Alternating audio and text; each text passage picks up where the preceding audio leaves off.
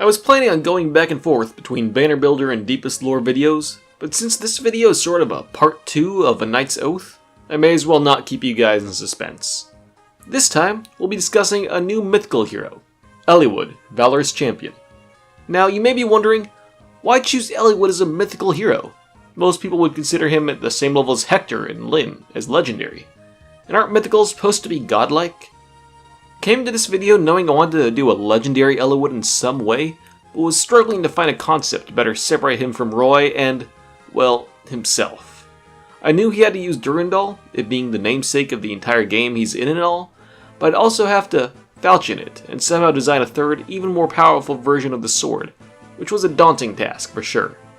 So I hit on the idea of basing him on another character, in this case, the legend Roland. It only makes sense. Multiple times throughout the Blazing Blade, Eliwood is talked of as almost a successor to Roland, and takes the sword from the hero himself. I chose mythical over legendary for 2 reasons. First, if Eliwood's power is supposed to be similar to that of Roland, the champion of Elite and hero of the Scouring, he would surely be of a similar stature to most mythical heroes. Second, in his home game, despite wielding Durandal, the Blazing Blade itself, Eliwood was blessed with the anima element for supports. Therefore, when giving him an element in Heroes, it only seemed right to make him a mythical anima hero. Now, let's finally discuss his skills.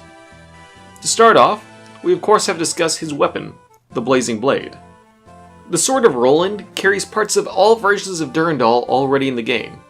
First, it grants attack res plus 3 when the unit initiates combat, similar to original Durandal's Death Blow-like ability.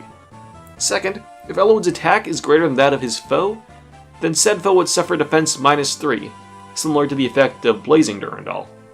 Top it all off, like in the original game, the sword is effective against dragons. I contemplated making it effective against flying units as well, since Durandal also affected Wyvern Riders, but I felt like the sword had enough going for it already. His special is called Sacred Flame. The only new inheritable skill on Eliwood, Sacred Flame is an advanced version of both Blazing Flame and Growing Flame. It's an AoE special that deals the same damage as Blazing Flame, but affects any enemy unit within 2 spaces of the target, giving it a larger area of effect than Growing Flame. In case you haven't figured it out, Eliwood is kind of maxing with attack and resistance. His assist skill, Rally Attack Res, is meant to help his allies do the same. Eliwood's A passive is Roland's Blood. It allows damage dealt by specials out of combat to use effective against bonuses, in this case Blazing Blade's effectiveness against dragons.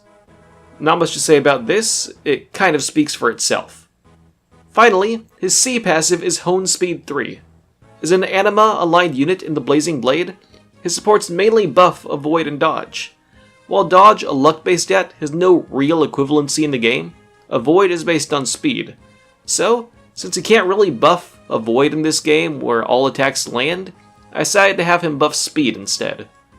His mythical hero battle map would be based on the upper section of Blazing Blade's Chapter 28E, Valorous Roland.